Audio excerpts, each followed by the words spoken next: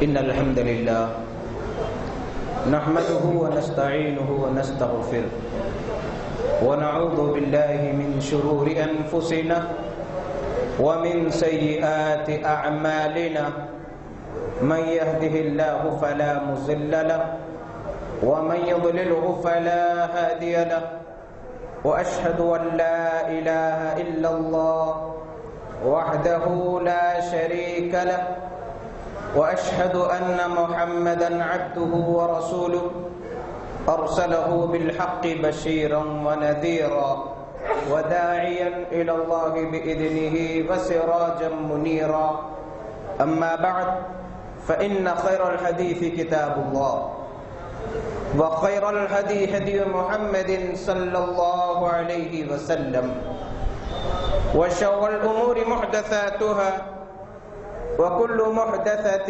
بدعة وكل بدعة ضلالة وكل ضلالة في النار فأعوذ بالله من الشيطان الرجيم بسم الله الرحمن الرحيم ولا تقتلوا أنفسكم إن الله كان بكم رحيما ومن يفعل ذلك عدوانا وظلما فسوف نصليه نارا وكان ذلك على الله يسيرا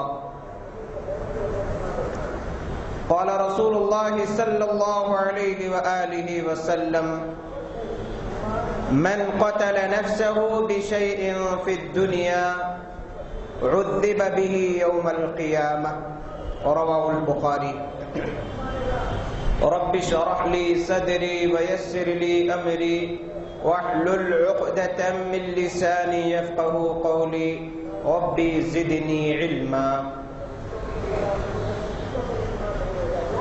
ساری تعریفیں حمد و ثنا بڑائی بزرگی ایک اللہ رب ذوالجلال کے لیے لائق ہے۔ بے حساب درود و سلام ہو خاتم النبیین سید المرسلین رحمت للعالمین ساقی کوثر شافی محشر محمد الرسول اللہ صلی اللہ علیہ وآلہ وسلم پر۔ معزز و مکرم میرے دینی و اسلامی بھائیوں اور پردہ نشین ماؤں اور بہنوں، گزشتہ جمعہ ہم نے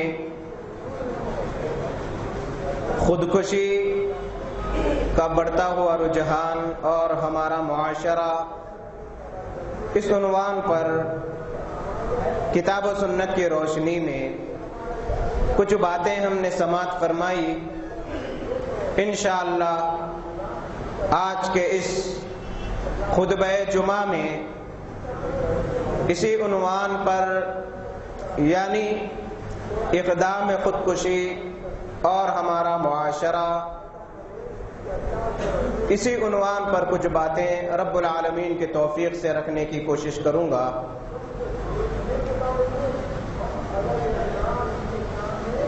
رب العالمین سورہ نساء آیت نمبر 29 میں ارشاد فرماتے ہیں وَلَا تَقْتُلُوا أَنفُسَكُمْ کہ لوگو اپنے آپ کو قتل نہ کرو، خودکشی نہ کرو، إِنَّ اللَّهَ كَانَ بِكُمْ رَحِيمًا یقیناً اللہ رب العالمین تم پر رحم کرنے والا ہے۔ وَمَن يَفْعَلْ ذَلِكَ عُدْوَانًا وَظُلْمًا جو کوئی بھی حد سے زیادتی کرتے ہوئے یا اپنے آپ پر ظلم کرتے ہوئے یہ حرکت کرے گا، یعنی خودکشی کرے گا یا اپنے آپ کو قتل کرے گا، فَسَوْفَ نُصْلِيهِ نَارًا ان قریب ہم اسے آگ میں داخل کریں گے، جہنم میں ڈال دیں گے۔ وَكَانَ ذَلِكَ عَلَى اللَّهِ يَسِيرًا اور یہ کام اللہ پر بہت آسان ہے، سزا دینا وغیرہ وغیرہ۔ تو اس آیت سے اندازہ لگتا ہے کہ خودکشی کرنا اسلام میں حرام ہے، کبیرہ گناہ ہے اور جہنم میں سخت ترین عذابات دیے جائیں گے ایسے لوگوں کو۔ اللہ کے نبی صلی اللہ علیہ وسلم ارشاد فرماتے ہیں، صحیح بخاری کی حدیث ہے، من قتل نفسہ بشیء فی الدنیا، کوئی اگر دنیا کے اندر اپنے آپ کو کسی بھی چیز سے قتل کر دے، خودکشی کر لے، عذب بہ یوم القیامہ، کہ قیامت کے دن اسی چیز کے ذریعے اسے عذاب دیا جائے گا، سزا دی جائے گی۔ اگر کوئی زہر پی کر مر جاتا ہے تو جہنم میں اسے وہی زہر دیا جائے گا اور وہی تکلیف زہر کھانے کے بعد جو مرتے وقت ہوتی ہے وہ تکلیف کے اندر مبتلا رہے گا اور جہنم میں رہے گا۔ یہی عذاب، یہی سزا اسے دیگر سزاؤں کے ساتھ ملتی رہے گی۔ کوئی اگر دنیا کے اندر کسی ہتھیار کے ذریعے اپنے آپ کو مار دیتا ہے، ہاتھ یا گلا یا پیٹ چیر دیتا ہے یا رگیں کاٹ لیتا ہے ہاتھ کی، یا اس انداز کی کوئی اور حرکت کرتا ہے تو وہ جہنم میں داخل کیا جائے گا اور یہی عذاب اسے دیا جاتا رہے گا۔ کوئی اگر کسی اونچی جگہ سے کود کر مر جاتا ہے، پہاڑ ہو یا برج ہو یا اس انداز کی کوئی عمارت ہو یا کوئی اور چیز، اونچائی سے اگر کوئی کود کر اقدام خودکشی کرتا ہے تو ایسا بدنصیب جہنم میں جائے گا اور جہنم کے اندر اونچی جگہ سے گرتا رہے گا اور وہ تکلیف محسوس کرتا رہے گا اور اسی عذاب کے اندر وہ مبتلا کیا جائے گا۔ کوئی اگر پھانسی لے کر اپنا خود گلا دبا کر رسی کے ذریعے، کپڑوں کے ذریعے، کسی اور چیز کے ذریعے پھانسی کا پھندا بنا کر اس انداز سے اپنی موت خود لے لیتا ہے تو جہنم میں اسے یہی سزا ملتی رہے گی۔ تو اب اندازہ لگایا جا سکتا ہے کہ آج دنیا کے اندر جو لوگ تکلیفوں میں پریشان ہیں، بیماریوں سے پریشان ہیں، ایسی بیماریاں کے علاج کے باوجود فائدہ نہیں ہوتا، بیڈ پر پڑے تڑپ رہے ہیں، خدمت کرنے والے خدمت کرتے کرتے تھک گئے ہیں اور اتنا مجبور و بے بس ہو جاتے ہیں کہ دنیا کے سارے راستے بند ہو جاتے ہیں، ایک ہی راستہ نظر آتا ہے، وہ خودکشی کا راستہ، اور انسان مجبور ہو کر خودکشی کر لیتا ہے۔ دنیا کے اندر کئی ایسے دواخانے ہیں جہاں پر باقاعدہ طور پر قانوناً اپنی موت کی تاریخ مقرر کی جا سکتی ہے۔ کینسر یا اس انداز کے ایسی بیماریاں جس کے شفا یابی کی کوئی توقع نہیں رہتی، اس مقام پر پورے لوگ رہتے ہیں اور اپنے موت کی تاریخ خود طے کرتے ہیں اور انہیں دواؤں کے ذریعے موت دے دی جاتی ہے۔ اللہ بچائے ایسی بیماریوں سے کہ انسان اتنا مجبور ہو جائے کہ اس کے سامنے سارے راستے بند ہو جائے۔ آج آئے دن خودکشی کا رجحان اتنا بڑھ رہا ہے کہ شاید ہی اخبار میں کوئی خبر نہ آتی ہو، شاید ہی کوئی واقعہ رونما نہ ہوتا ہو دنیا میں کہیں نہ کہیں۔ خود شہر حیدرآباد یا ہندوستان کے اندر آئے دن ایسے واقعات ہمیں پڑھنے، سننے، دیکھنے میں ملتے رہتے ہیں کہ کوئی بیوی شوہر سے پریشان ہے، شوہر کے ظلم و ستم سے پریشان ہے، شوہر کی زبان درازی اور شوہر کے تکلیفوں کی وجہ سے اتنی بے بس اور مجبور و لاچار ہو گئی کہ وہ دنیا کے سارے راستے اس کے سامنے بند نظر آتے ہیں اور خودکشی کا سہارا لیتی ہے۔ کل ہی کا واقعہ ہے، آج کے اخبار میں خبر پڑھنے کو ملی کہ ایک مسلمان خاتون شاہجہاں نامی شوہر کے بار بار شراب پی کر ظلم کرنے کی وجہ سے لڑائی جھگڑے سے تنگ آ کر ٹینگمنٹ چلے گئی خودکشی کرنے کے لیے۔ وہاں پر پولیسوں نے اسے بچا لیا اور پھر شوہر کو بلایا گیا، سمجھایا گیا اور معاملے کو ختم کیا گیا۔ کچھ دن پہلے ایک نوجوان، یعنی 2-3 دن پہلے کے اخبار کی رپورٹ کے مطابق، ایک نوجوان جو کوئی پریشانی کے آثار نظر نہیں آ رہے تھے، مسجد کے اندر اللہ کے گھر میں پھانسی لے کر مر جاتا ہے۔ تعجب ہوتا ہے۔ گزشتہ جمعہ میں نے ایک واقعہ سنایا تھا فلک نما کا، تو یہ 1-2 نہیں، آئے دن اخبارات میں ایسی خبریں ملتی رہتی ہیں کہ مسجد جیسے مقدس مقام کو خودکشی کے لیے استعمال کرنا بہت بڑا گناہ ہے۔ خودکشی کرنے والا یہ سمجھتا ہے کہ میں اتنا پریشان ہوں، کاروبار کر رہا ہوں، کاروبار میں نقصان ہی نقصان، فائدے کے کوئی آثار نظر نہیں آ رہے، اب میرے لیے ایک ہی راستہ ہے ان مصیبتوں سے نجات پانے کا، وہ خودکشی کا راستہ۔ خودکشی کرنے والا یہ سمجھتا ہے کہ دنیا کی تکلیفوں سے بچنے کا ایک آسان حل یہ خودکشی ہے، جبکہ خودکشی کرنے والے کو اگر معلوم ہو جائے اس کے بعد کی جو سزائیں ہیں ملنے والی ہیں، ان سزاؤں کے بعد کیا کرو گے؟ یہ دنیا کی آزمائشیں، تکلیفیں، معمولی آزمائشیں، تکلیفیں ہیں، انسان اس کو برداشت نہیں کرتا، جہنم کے ہولناکیوں کو کیا برداشت کرے گا؟ جہنم کے عذابات کو کیا برداشت کرے گا؟ جہنم کی سزاؤں کو کیا برداشت کرے گا؟ جن کا ذکر رب العالمین قرآن مجید میں بار بار کیا، تاکہ انسان گناہوں سے توبہ کر لے، نیکیوں کی راہ اختیار کرے۔ تو معزز سامعین، یہ دنیا امتحان گاہ ہے، یہاں پر آزمائشیں ہی آزمائشیں ہیں، اور یہ آزمائشیں انسان کے ساتھ مقدر کر دی گئی۔ انسان ان مصیبتوں سے چھٹکارا حاصل ہی نہیں کر سکتا۔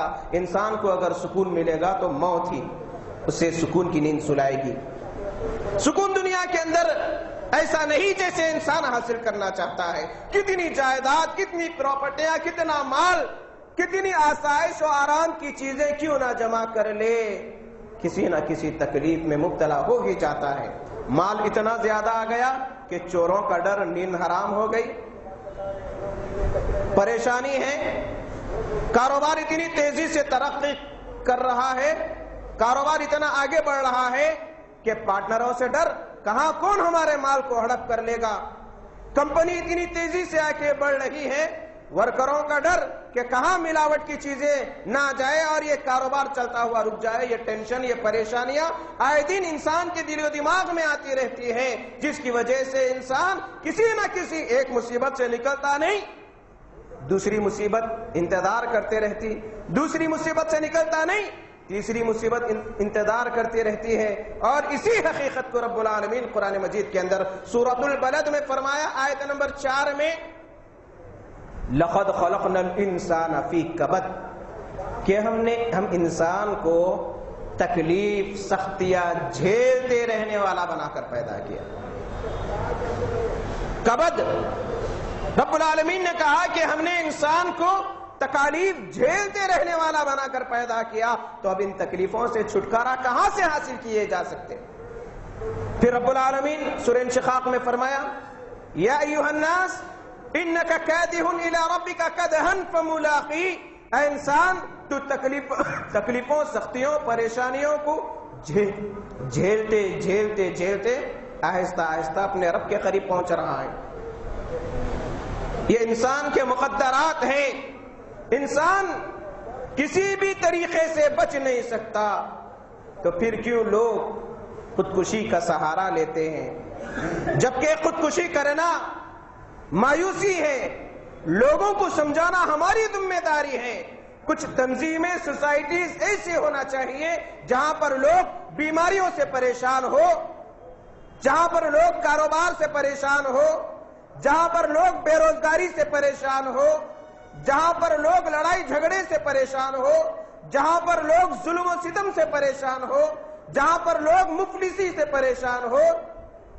بحیثیت مسلمان، بحیثیت مومن ہماری ذمہ داری بنتی ہے کہ انہیں سمجھائے، دنیا کی حقیقت بتلائے، آخرت کے عذابات سے ڈرائے، اللہ کی ذات سے امیدیں وابستہ رکھنے کی ترغیب دیں، یہ ہماری ذمہ داری ہے۔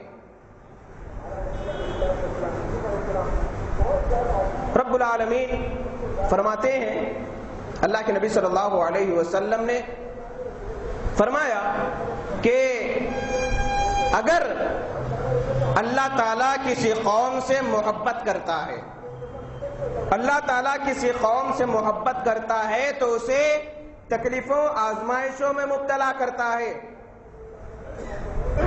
اور ہر بڑی نعمت، ہر بڑا انعام بڑی آزمائش کے بعد ملتا ہے۔ اللہ تعالیٰ کسی سے محبت کرتا ہے تو اسے آزماتا ہے، اگر ان آزمائشوں پر بندہ صبر کرتا ہے تو اللہ تعالیٰ اجر عطا فرماتے ہیں۔ اور اس کے بعد کہا گیا کہ اب بندہ اگر ان آزمائشوں کے باوجود اللہ سے راضی رہتا ہے تو اللہ ایسے بندوں سے راضی رہتا ہے، اگر وہ اللہ سے ناراض رہتا ہے تو اللہ ان بد نصیبوں سے ناراض ہوتے ہیں۔ صحیح درجے کی روایت ہے۔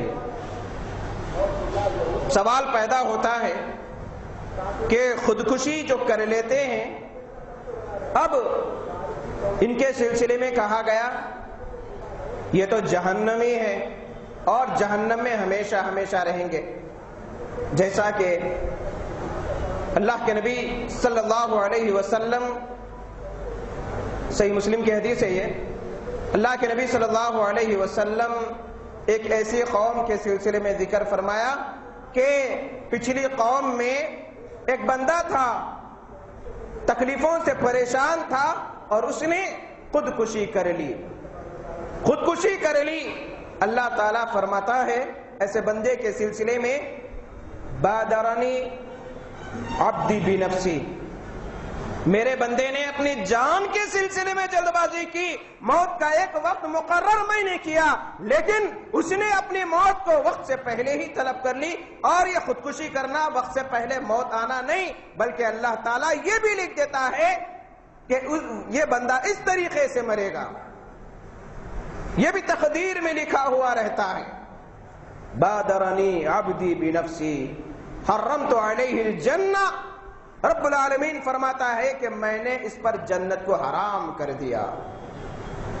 اللہ کے نبی صلی اللہ علیہ وسلم فرماتے ہیں، صحیح بخاری کی روایت ہے، کوئی اگر کسی اونچی جگہ سے اپنے آپ کو گرا کر مار دیتا ہے تو وہ جہنم میں جائے گا اور جہنم کے اونچی جگہ پر رہے گا اور اوپر سے نیچے گرتا رہے گا، اور وہ تکلیف، وہ تڑپ، وہ سزا اسے ملتی رہے گی، اور وہاں پر موت نہیں آئے گی، موت کو دبا کر دیا جائے گا، موت مانگے تو بھی موت نہیں آئے گی۔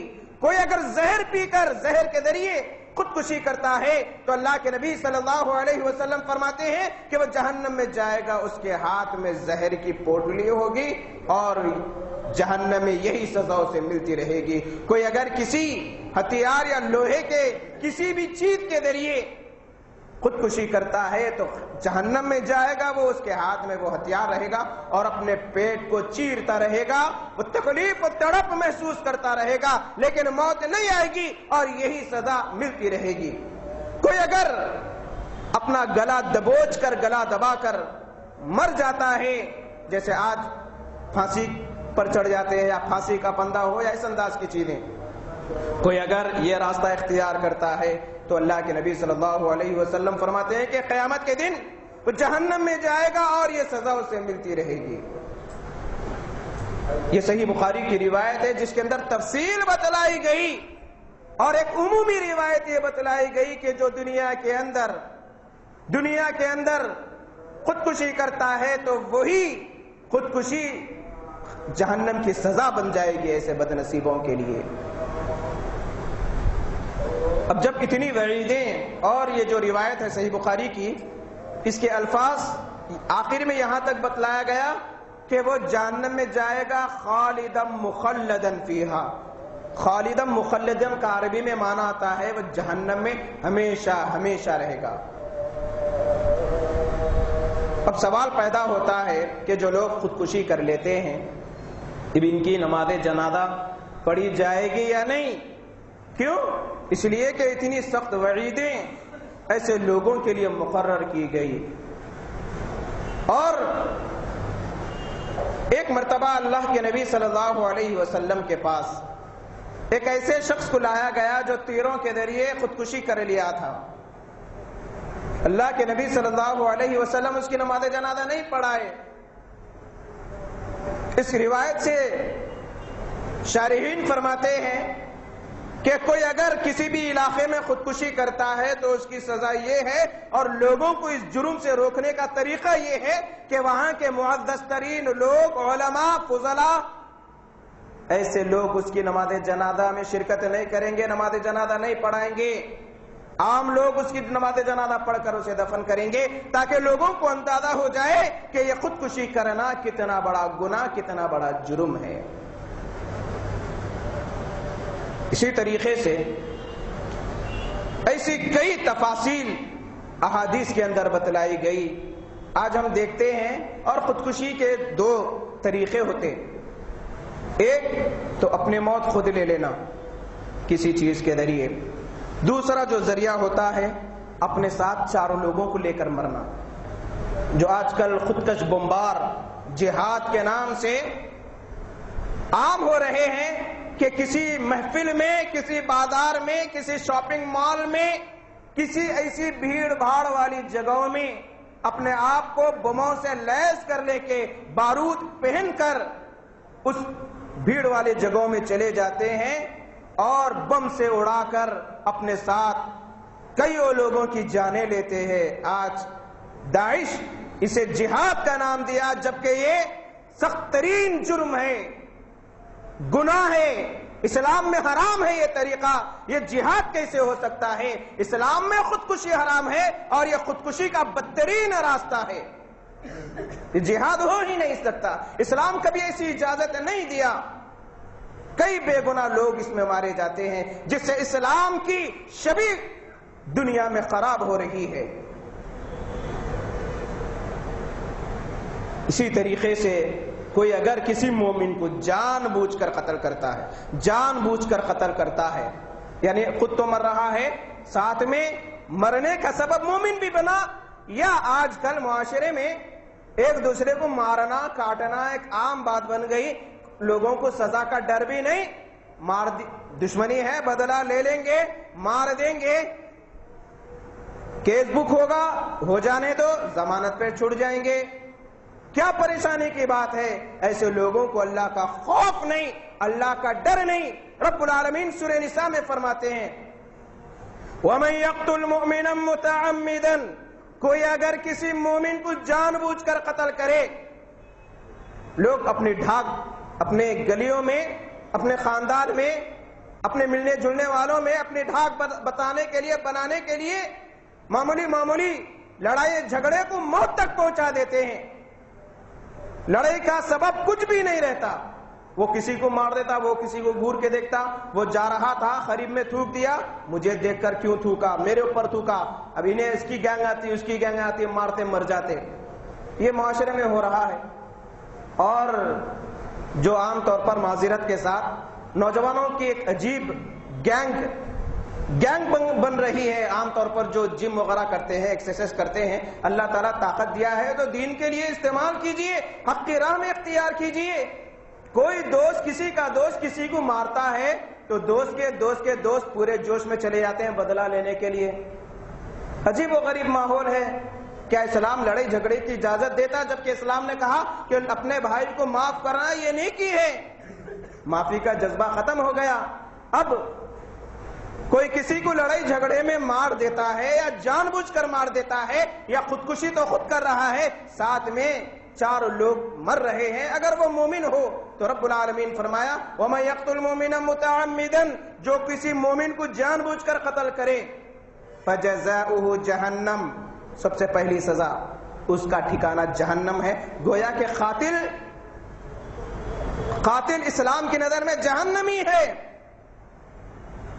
خالدن فیہا، دوسری سزا جہنم میں تو جائے گا، ہمیشہ ہمیشہ رہے گا.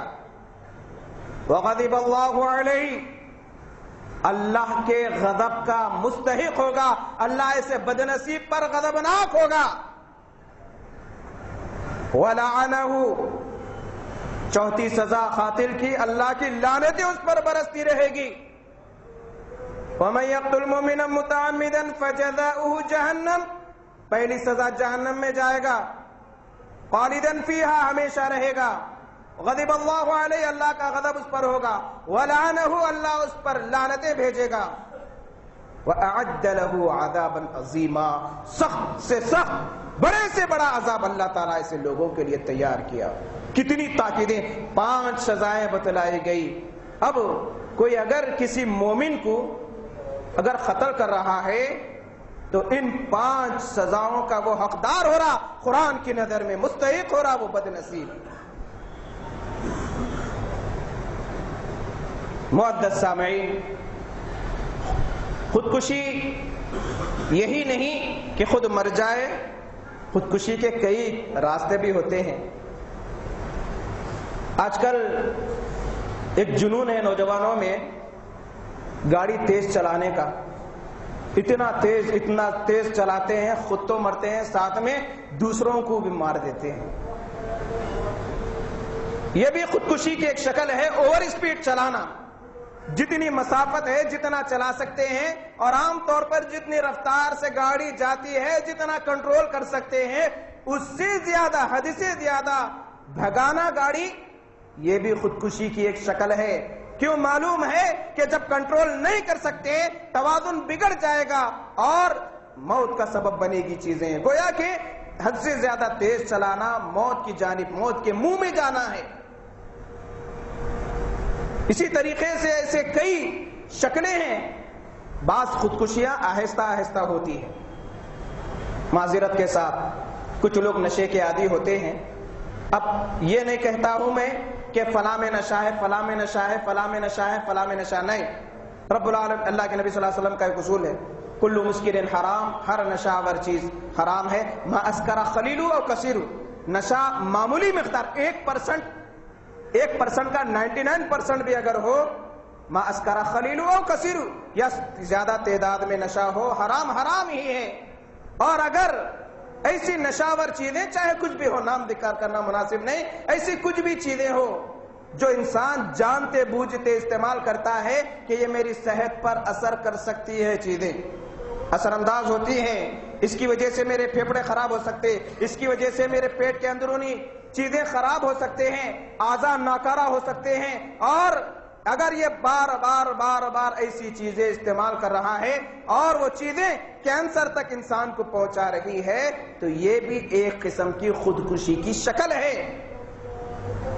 کیوں؟ اس لیے کہ معلوم ہے یہ میری صحت کے لیے نقصان دہ ہے، معلوم ہے اس سے مجھے نقصان ہو سکتا، اس کے باوجود جانتے بوجھتے اگر یہ کوئی راستہ اختیار کر رہا ہے تو وہ بھی موت کے قریب پہنچ رہا ہے۔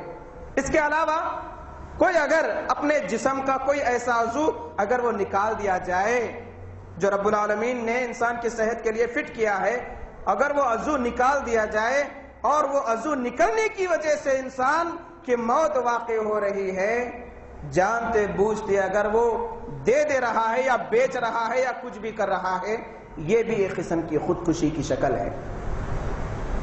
تو خودکشی صرف یہ نہیں کہ کوئی ہاتھ کی رگیں کاٹ لے، پھانسی میں چڑھ جائے، زہر کھا لے، بلکہ اس کی کئی شکلیں ہو سکتی ہیں، اور چاہے شکل کچھ بھی ہو، رب العالمین کا ارشاد ہے لا تلقوا بأیدیکم ولا تلقوا بأیدیکم الی التہلکہ، اپنے آپ کو ہلاکت میں نہ ڈالو، ولا تلقوا بأیدیکم الی التہلکہ، اپنے آپ کو ہلاکت میں نہ ڈالو۔ یہ اسلامی حکم ہے، جو بھی چیز انسان کو ہلاک کر سکتی ہے یا جس کے ذریعے انسان ہلاکت میں جا سکتا ہے، وہ بھی خودکشی کی ایک شکل ہے۔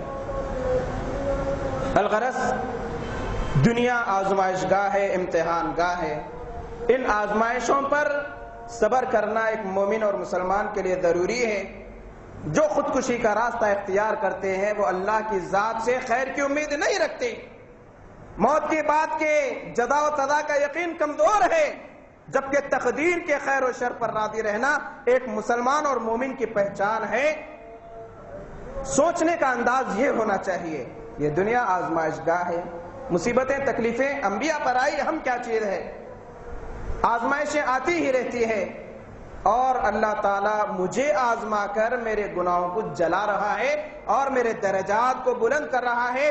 دنیا کسی طریقے سے گزر جائے گی، انشاءاللہ میرے صبر کرنے کی وجہ سے اللہ تعالیٰ مجھے آئندہ بہترین بدلہ دے گا۔ یہ سوچ اگر آ گئی تو خودکشی کا راستہ اختیار کر ہی نہیں سکتا کوئی بھی۔ اور یہ ہماری ذمہ داری ہے کہ ہم اپنے رشتہ داروں میں، دوست احباب میں ایسی فضا کو عام کرے، شرعی تعلیمات کو عام کرے، اور جو خودکشی کا جو سنگین گھنونا جرم ہے اور جو معاشرہ جس کی لپیٹ میں آ رہا ہے، ایسی چیزوں سے ڈرائے، انہیں عذابات سے ڈرائے، اور ایک مہم چلائے باقاعدہ، تاکہ ہماری نصیحت سے اگر کوئی موت سے بچ جائے تو یہ کتنی بڑی خوش نصیبی کی بات ہو سکتی ہے ہمارے لیے۔ من احیاھا فکأنما احیا الناس جميعا، کوئی اگر کسی کو زندہ چھوڑ دیا یا کسی کی وجہ سے زندگی مل رہی، گویا کہ سارے لوگوں کو وہ زندگی دیا، اس کا معنی۔ اللہ تعالیٰ سے دعا ہے الہ العالمین ہم تمام کو دین پر صبر و ثابت قدمی کا مظاہرہ کرنے کی توفیق عطا فرما، جو پریشانیاں تکلیفیں آ رہی ہیں ان مصیبتوں پر صبر کرنے کی توفیق عطا فرما۔ الہی ان مصیبتوں کو ہمارے لیے درجات کی بلندی کا سبب بنا دے۔ الہی ہمیں ایسی آزمائش میں مبتلا نہ کر جس سے ہمارا ایمان ڈگمگا جائے۔ الہی ہمارا خاتمہ خیر پر ہو اور ایسی بری موت سے بچا جس پر کلمہ نصیب نہ ہو۔ الہی حادثاتی موت سے ہم تمام کو محفوظ رکھ۔ الہ العالمین ہماری ساری عبادتوں کو اپنے فضل و کرم سے قبول فرما۔ ربنا آتنا فی الدنیا حسنۃ وفی الآخرۃ حسنۃ وقنا عذاب النار وقنا عذاب القبر وقنا عذاب الحشر۔ اللهم إنا نسألك الجنة، اللهم أجرنا من النار، اللهم احفظنا من كل بلاء الدنيا وعذاب الآخرة۔ بارك الله لنا ولكم في القرآن العظيم، ونفعنا وإياكم بالآيات والذكر الحكيم، إنه تعالى جواد كريم ملك بر رحيم ورب حليم۔